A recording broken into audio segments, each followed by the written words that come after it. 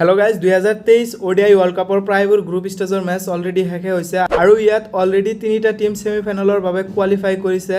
India Australia আৰু south Africa আৰু এটা টিম বাকি আছে সেমিফাইনেলৰ বাবে কোৱালিফাই কৰাৰ কাৰণে আৰু এই টিমটো কোনটো হ'ব ইয়াত আফগানিস্তান আছে পাকিস্তান আছে আৰু নিউজিলেণ্ড আছে আৰু এই তিনিটা টিমে 8টাকে মেচ খেলিছে য'ত 4টা মেচ জিকিছে আৰু এই তিনিটা টিমৰে নিউজিলেণ্ড পাকিস্তান আৰু আফগানিস্তানৰ এটাকে মেচ বাকি আছে সো এই তিনিটা টিমৰ ভিতৰত কোনটো টিমে সেমিফাইনেলৰ বাবে কোৱালিফাই কৰিব তাৰ বিষয়ে আজি এই ভিডিঅ'টোত আলোচনা কৰিম আমি যদি এতিয়া চাওঁ নিউজিলেণ্ড পাকিস্তান আৰু আফগানিস্তানৰ ভিতৰত আটাইতকৈ বেছি কাৰ চান্স আছে তো মানে আটাইতকৈ বেছি চান্স থকা দলটো হ'ল নিউজিলেণ্ড কিয়নো নিউজিলেণ্ডৰ যিটো মানে ৰান ৰেট আছে সেই ৰান ৰেটটো এই বাকি দুটা টিমৰ পাকিস্তান আৰু আফগানিস্তানতকৈ অলপ বেছি আছে তো আটাইতকৈ বেছি চান্স সেমিফাইনেলত কোৱালিফাই কৰাৰ কাৰণে নিউজিলেণ্ডৰ আছে ইয়াৰ পিছত পাকিস্তানৰ আছে কিন্তু মানে আফগানিস্তানৰ হিমান এটা চান্স নাই ৰান ৰেট বহুত কম আছে ইয়াৰ উপৰিও আফগানিস্তানৰ আৰু এটা মেচ আছে সেই মেচটো আছে সাউথ আফ্ৰিকাৰ লগত তো সাউথ আফ্ৰিকাৰ লগত আফগানিস্তানৰ জিকাটো মানে বহুত ইম্পৰ্টেণ্ট হ'ব লাগিব কিয়নো আফগানিস্তানে যদি সেইটো মেচ নিজিকে তেন্তে আফগানিস্তানে মানে সেমিফাইনেলত যোৱাৰ যিটো মানে চান্স সেই চান্সটো নোহোৱা হ'ব আৰু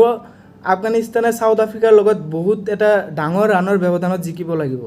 সেইকাৰণে 2023 ওডিআই ওয়াৰ্ল্ড কাপৰ সেমিফাইনেলত কোৱালিফাই কৰাৰ কাৰণে আফগানিস্তানৰ চান্সটো বহুত কম যদি আমি নিউজিলেণ্ড আৰু পাকিস্তানৰ মাজত চাওঁ ইয়াত নিউজিলেণ্ডৰ চান্সটো অলপ বেছি আছে পাকিস্তানতকৈ কিয়নো নিউজিলেণ্ডৰ ৰান ৰেটটো অলপ বেছি আছে ইয়াৰ উপৰিও মানে নিউজিলেণ্ডৰ লগত শ্ৰীলংকাৰ মেচ আছে আৰু পাকিস্তানৰ লগত ইংলেণ্ডৰ আছে যদি দুটা টিমে জিকে দুটা মেচতে যদি নিউজিলেণ্ডো জিকে বা পাকিস্তানো জিকে তথাপিও মানে নিউজিলেণ্ডৰ অলপ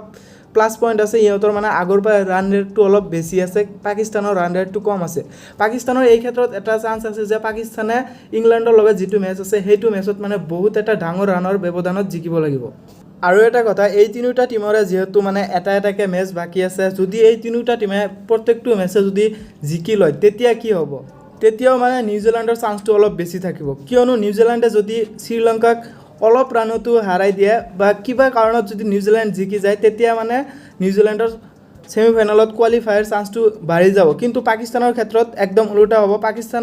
পাকিস্তানৰ যিটো মেচ মানে ইংলেণ্ডৰ লগত আছে সেই মেচটোত পাকিস্তানে কমসে কম যদি চেছ কৰে তেতিয়া 30 বা 35 অভাৰৰ ভিতৰতে মানে খেলটো শেষ কৰিব লাগিব তেতিয়াহে পাকিস্তানৰ চান্সটো নিউজিলেণ্ডতকৈ অলপ বেছি হ'ব